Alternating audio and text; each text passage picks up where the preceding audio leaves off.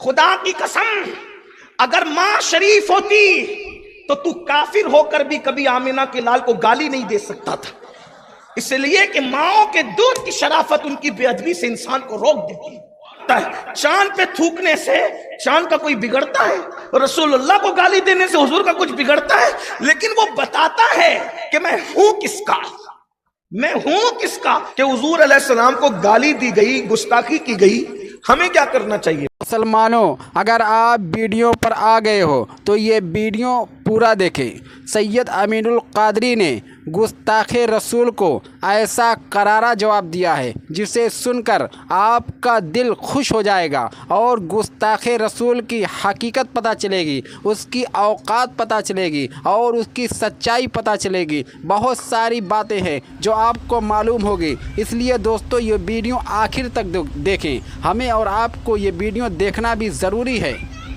دنیا بھر میں اسلام اور مسلمین کے متعلق غلط پروپیگنڈے کا ایک سونامی آیا ہوا ہے، اور لوگ یہ کوشش کر رہے ہیں کہ کسی طرح اسلام اور مسلمین کو بدنام کریں۔ کسی ایک ملک کی بات نہیں، پوری دنیا کے حالات یہ ہیں کہ جس کو گلی کے چھوکرے بھی نہیں پہچانتے، جب وہ شہرت حاصل کرنا چاہتا ہے تو وہ ہمارے آقا صلی اللہ علیہ وآلہ وسلم پر بھونکنے لگتا ہے، حضور اکرم صلی اللہ علیہ وآلہ وسلم کی بے ادبی کرنے لگتا ہے، حضور کو گالیاں دینے لگتا ہے۔ پوری دنیا کا یہ حال ہے، کسی ایک ملک کا نہیں، کسی ریاست کا نہیں، کسی خطے کا نہیں۔ اور مسلمانوں کے جذبات، قلبی جذبات مصطفیٰ جان رحمت سے ایسے جڑے ہوئے ہیں کہ ایک حد تک ہم اپنے باپ کے لیے تو برا سن سکتے ہیں، لیکن ہم اپنے نبی کے لیے برا نہیں سن سکتے۔ ایک کیفیت یہ ہے۔ تو جہاں حضور علیہ السلام کو گالیاں دی جاتی ہے، مشرق سے لے کے مغرب تک، شمال سے لے کے جنوب تک، پوری دنیا کا مسلمان بے چین ہو جاتا ہے، بے قرار ہو جاتا ہے۔ لیکن آج میں آپ کے سامنے جب اللہ کے رسول کی گستاخیاں کی جائے، جب حضور علیہ السلام کو گالیاں دی جائے، تو اس وقت ہماری ذمہ داری کیا بنتی ہے، اس ذمہ داری پر کچھ گفتگو کرنے کی سعادت حاصل کروں گا۔ اہل منبر سے بھی میری گزارش ہے کہ وہ بھی توجہ فرمائے، دعائیں دے، اور آپ سب کو سنجیدگی سے سن ہی رہے ہیں، آپ کی بھی توجہ چاہتا ہوں۔ ایک مرتبہ 14ویں صدی کے مجدد امام اہل سنت سیدی اعلیٰ حضرت سے سوال کیا گیا کہ اللہ کے رسول صلی اللہ علیہ وآلہ وسلم کو گالی دی گئی، حضور علیہ السلام کی شان میں گستاخی کی گئی، تو کیا کرنا چاہیے؟ یہ بہت خاص بات میں آپ کے سامنے پیش کر رہا ہوں۔ اس کشتہ عشق رسول سے پوچھا جا رہا ہے کہ حضور علیہ السلام کو گالی دی گئی، گستاخی کی گئی، ہمیں کیا کرنا چاہیے، پبلک کو کیا کرنا چاہیے، عوام کو کیا کرنا چاہیے؟ تو اس عاشق رسول نے جواب دیا، فرمایا مسلمان صحیح العقیدہ ان کی طرف التفات ہی کیوں کریں، یعنی مسلمان ان کی طرف توجہ ہی کیوں دیتے ہیں؟ پہلی بات تو یہ ہے، جیسے کسی پاگل کی طرف انسان توجہ نہیں دیتا، مسلمانوں کو چاہیے کہ ان گالیاں دینے والوں کی طرف توجہ کرنے کی ضرورت ہی نہیں ہے۔ کیوں ایسا کریں؟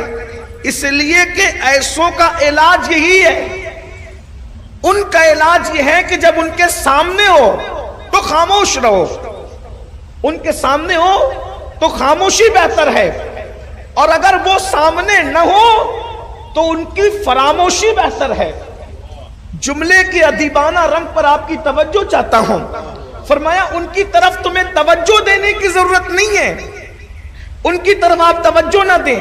اگر گالیوں کی کلپ آ جائے، اس کو فارورڈ کرنے کی کوئی ضرورت نہیں ہے، اس کو آگے بڑھانے کی کوئی ضرورت نہیں ہے، وہی ڈیلیٹ کیجئے، وہی اس کو ختم کیجئے، یہ اپنی موت آپ مریں گے۔ فرمایا ان کی طرف توجہ کرنے کی ضرورت نہیں ہے۔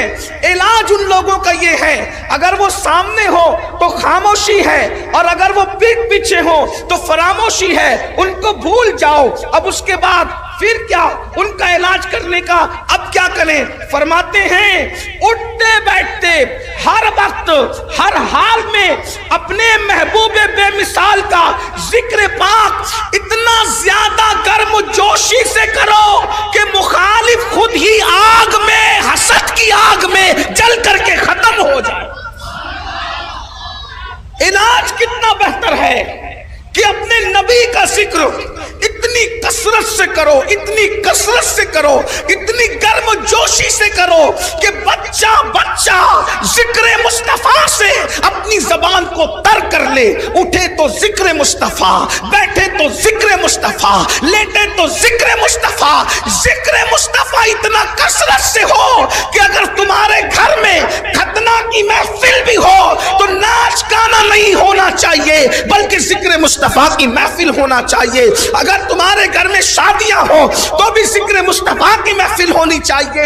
اگر تمہارے گھر سے جنازے اٹھ رہے ہو، زیارت کی محفل ہو، تیجے کی محفل ہو، 10ویں 20ویں کی محفل ہو تو بھی ذکر مصطفیٰ ہونا چاہیے۔ اس کی وجہ یہ ہے اگر غم میں ذکر مصطفیٰ کرو گے تو غم ختم ہو جائے گا، اور خوشیوں میں ذکر مصطفیٰ کرو گے تو انشاءاللہ تمہاری خوشیاں دوبالا ہو جائے گی۔ وہ پتہ چلا گرم جوشی کے ساتھ، پورے یقین کے ساتھ اپنے نبی کا ذکر کرو، کثرت سے ذکر کرو، بیٹھتے اٹھتے مدد کے واسطے یا رسول اللہ کی کثرت کیجئے۔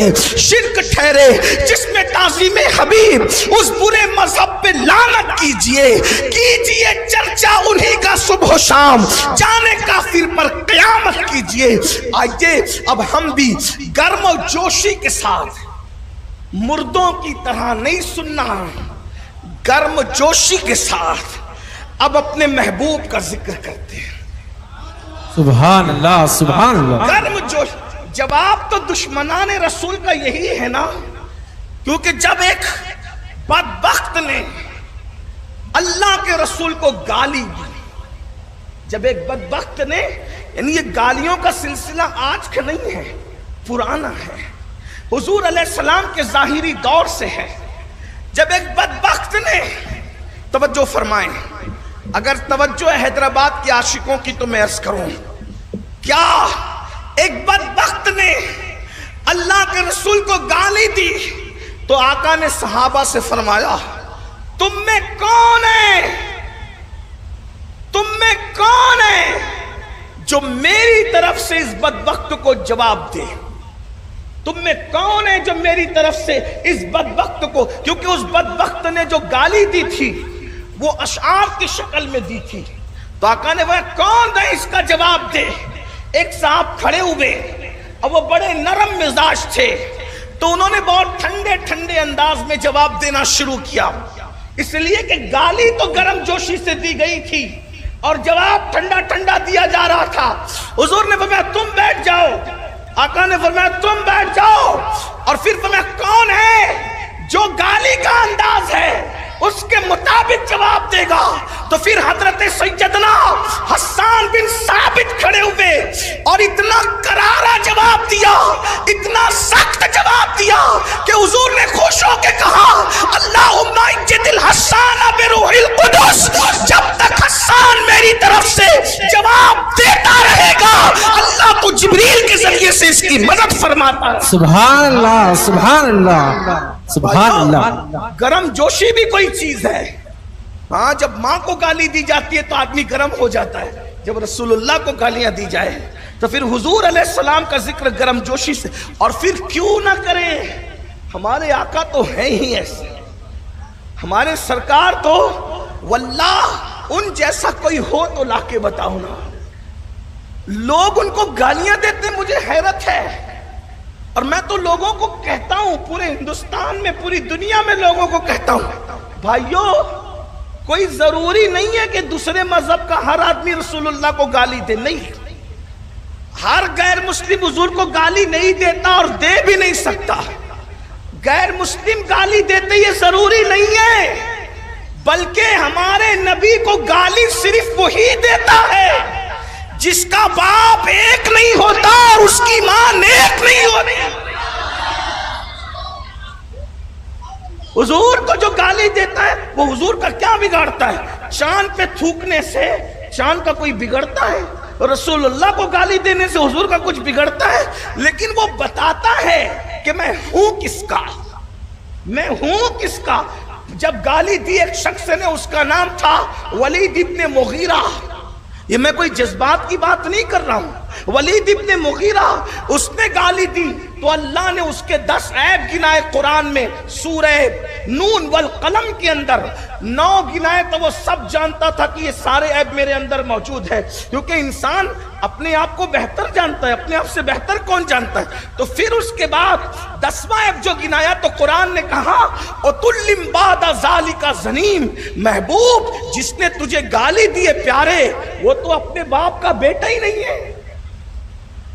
وہ تو اپنے باپ کا، جو نبی کو گالی دے سمجھ جاؤ کوئی نہ کوئی گڑبڑ ضرور ہے، گڑبڑ ضرور. یہ قرآن کہہ رہا ہے اُتُلِّمْ بَعْدَ ذَلِكَ زَنِيمٌ، پیارے جس نے تجھے گالی دی تو وہ تو باپ کا ہے ہی نہیں.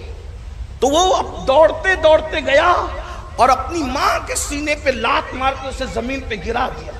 یہ شرافت ہے گالی دینے والوں کے پاس کہ وہ ماں کے بھی نہیں ہوتے، لوگ ان کے ساتھ کیا کھڑے ہوتے ہیں. اور ماں کے سینے پہ بیٹھ گیا. میں پھر کہہ رہا ہوں، میں کسی ایک ملک کی بات نہیں ہے، پوری دنیا میں جہاں کوئی حادثہ ہو، کوئی ایک ملک کی بات، جنرل بات ہو رہی ہے، کیا اس سینے میں بیٹھ گیا. میں تو 1450 سال پرانی بات کر رہا ہوں. سینے پہ بیٹھ گیا، بولا بتا 9 عیب تو جانتا ہوں، یہ 10واں جو بتایا مجھے نہیں پتا کہ بتا میں کون ہوں. تو اس کی ماں نے کہا اگر حلالی ہوتا تو ماں کے سینے پہ کیوں بیٹھتا؟ تیرا باپ نام مرد تھا جس کا نام مغیرہ تھا، ولید ابن مغیرہ. تو میں یہاں اپنے ذوق کے مطابق کہتا ہوں کہ وہ مغیرہ کا نہیں تھا، وہ وغیرہ کا تھا. علامہ حسان صاحب، وہ اور وغیرہ کہتے ہی اس کو ہیں جس میں تعداد کی قید نہیں ہوتی. اس لیے کہ آپ پوچھتے نا چائے لیں گے، پانی لیں گے یا وغیرہ، تو چائے ایک پانی ایک دو ہی ہو گیا نا. یہ وغیرہ میں حد نہیں ہوتی. تو وہ مغیرہ کا نہیں تھا، وغیرہ کا تھا. تو وغیرہ میں تو کوئی حد ہی نہیں ہوتی. تو پھر ان سے پوچھو گالی دینے والوں، جس ملک کا بھی گالی دے رہا ہے، پوچھو نا کتنے وغیرہ تھے. تب تو آمینہ کے لال پر بھونک رہا ہے. خدا کی قسم اگر ماں شریف ہوتی تو کافر ہو کر بھی کبھی آمینہ کے لال کو گالی نہیں دے سکتا تھا.